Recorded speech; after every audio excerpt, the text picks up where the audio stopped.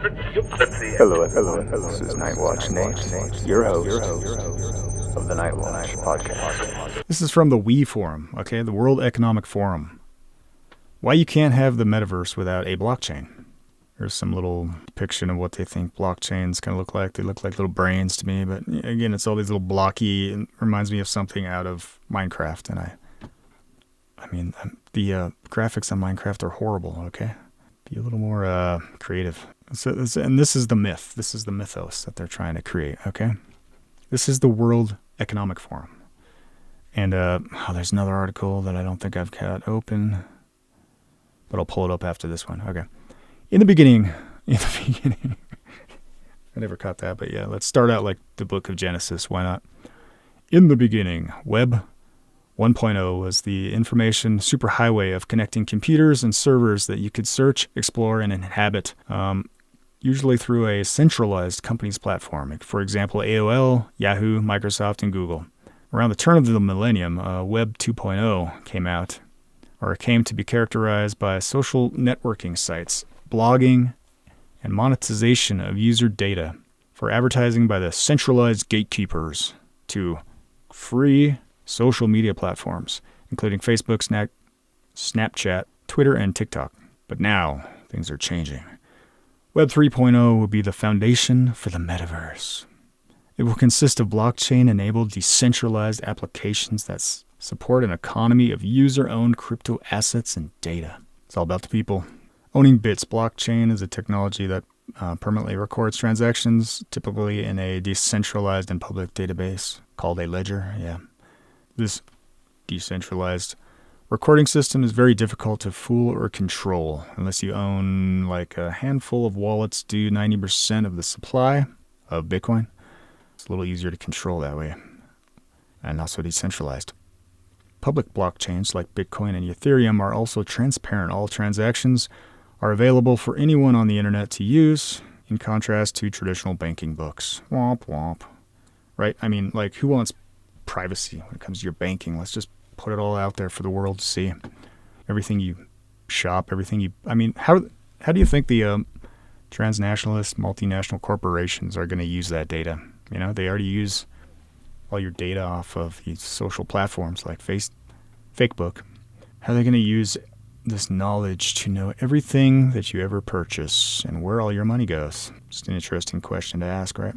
Ethereum is this is interesting bit right here. Ethereum is a blockchain like Bitcoin, but Ethereum is what they're using throughout all this metaverse crap. It's a blockchain like Bitcoin, but Ethereum is also programmable through smart contracts, which are essentially blockchain-based software routines that run automatically when some condition is met. For example, you could use a smart contract on blockchain to establish your ownership of a digital object, such as a piece of art or music. So again, the new freedom, financial freedom, people's currency, social justice money, whatever they want to call it, is to have our total financial existence controlled by algorithms. And they openly admit, reading on, essentially as long as as long as you're able to access your crypto wallet within the virtual world, you will be able to access your crypto stuff. Don't forget your wallet, or don't lose it, or all your wealth just vaporizes and you'll never see it again. Don't forget your key, password. So what will you keep in your crypto wallet? You will obviously want to carry cryptocurrencies in the metaverse. Your crypto wallet will also hold your metaverse-only digital goods, such as avatars, clothing, virtual decorations, and weapons. Again, it's like a game, in-game items. So you can shop, of course. And so again, also just like you can use your old leather wallet to carry your ID, crypto wallets will be linkable to your real-world identities, which could help facilitate transactions that require legal verification, such as buying a real-world car or home, because your ID will be linked to your wallet.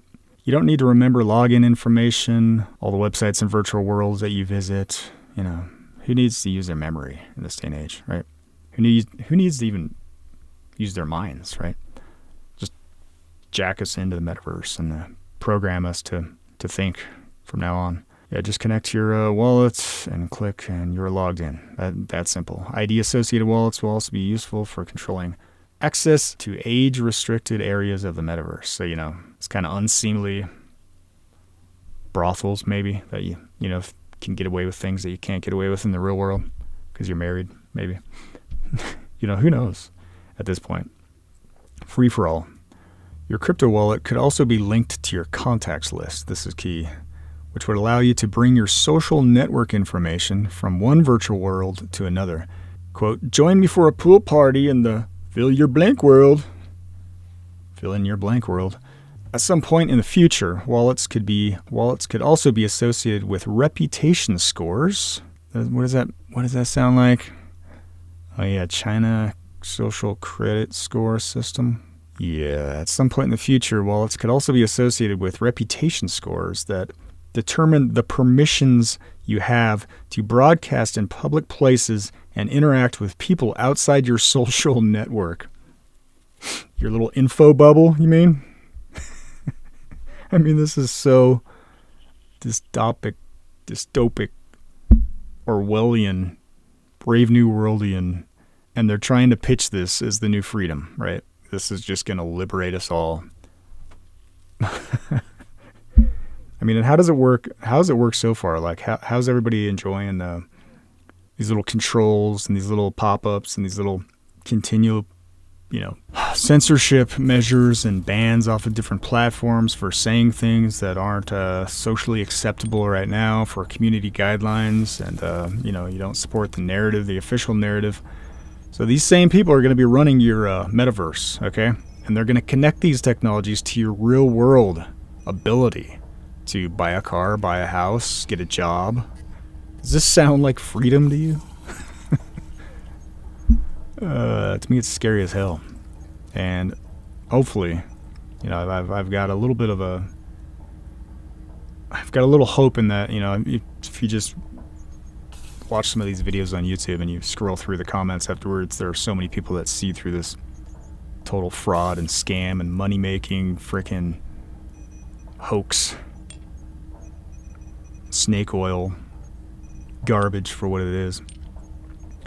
That gives me a little hope in humanity. But your reputation scores, which this is the World Economic Forum speaking, give you permissions to broadcast in public places and reach people outside your little bubble, your little info bubble that they keep you in, right? If you act like a toxic, misinformation spreading troll, that's me, proud of it, you may damage your reputation and potentially have your sphere of influence reduced by the system.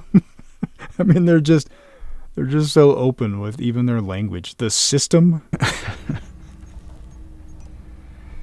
Yeah, you just can't make this stuff up. You can't make this stuff up. I thought it was against the system. I thought it was going to finally stick it to the man, right? I don't know. Starting to have my doubts. So yeah, this could create an incentive for people. This new, you don't want to be a misinformation spreading troll, or you damage your reputation and limit your sphere by the system. And this could create a incentive for people to behave well in the universe or metaverse. But platform developers will have to prioritize these systems. So yeah, you'll have like a little red district, right, with the people with the red hats, the people on the right, Republicans maybe in the metaverse, and then you'll have the blue crowd, the donkeys, lefties, and the other quadrant of the metaverse, and they'll all be like within their own little bubbles and spheres on these different little social media platforms within the metaverse, and and then we'll finally have peace on Earth. This will solve all of our problems, all the world's problems. So this is the WEF Forum, World Economic Forum, and I thought this recent article was applicable. This is of concern for crypto fans. Coinbase partners with the World Economic Forum. Yes, the same guys that just wrote that wonderful article that I just read to you, and you sat through patiently. Coinbase is joining the Liberal International Order via a partnership with the World Economic Forum. And that's an interesting phrase because I covered in a like about 2 years ago now, I guess, another video about the Henry Kissinger when he called for that same phrase, a liberal New World Order, he called it, and once again to exploit the COVID crisis. And according to the WEF's website, the cryptocurrency exchange is listed as a partner with the organization alongside the Bank of China and BlackRock, of course. Twitter sleuths in the cryptosphere first noticed the update, firing off comments about moving their crypto holdings from centralized exchange to cold storage, basically a little hard drive wallet. And it's like, are you surprised, guys? Like, is there any should there be any reason for surprise? I don't think so. And I guess I tried looking it up, and I guess they've since scrubbed it from the World Economic Forum's actual website because of all the bad PR, probably. Because it's, you're supposed to keep up this illusion that it's anti-establishment, right? And you can't just be on the token Bond villain Klaus Schwab's website as a partner in this day and age, with social media and all these conspiracies floating around the internet. So this was, I pulled it up from the web, archive.org, Coinbase. This is what was on the World Economic Forum's website before they scrubbed it. Founded in June 2012, Coinbase is a digital currency wallet and platform where merchants and consumers can transact with new digital currencies like Bitcoin, Ethereum, Litecoin. Coinbase's vision to bring more innovation, efficiency, there's that word again, equality of opportunity to the world by building an open financial system. Yes, it's all so open. There's nothing to hide here. Yeah, right. So, yeah, it just fits, right? The big picture is hopefully beginning to come into view. And, I wanted to play this commercial because I thought it was just ironic and a little bit creepy. Actually, eToro is one of the main websites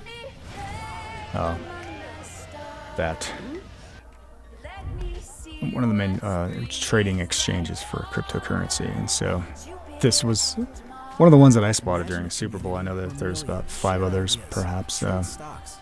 This one just takes the cake because this is the power of social investing. This is the selling point that you will be just whisked away from the rest of the concerns of the world, of the rest of the bottom dwellers that still inhabit this two-dimensional plane of, having to work in a 9-to-5 and just barely making a minimum wage.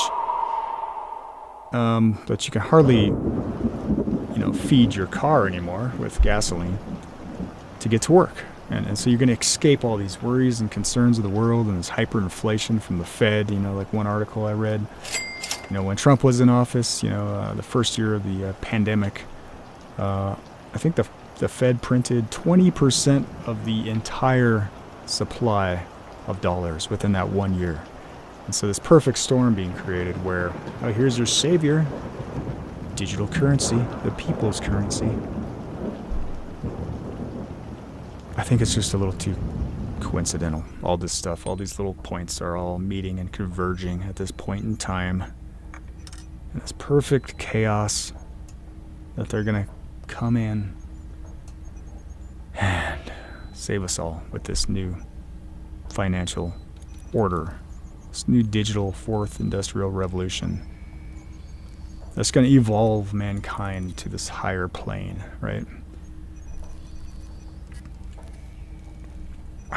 Call me a pessimist, but it just seems to me that the same people that got us into the mess, the same people who are investing in this technology and making us all these promises, the same people who have amassed wealth from the exploitation of the lower classes, that same old wealth system and the same old global elite, I just kind of doubt that they have our best interest in mind. But that's just me.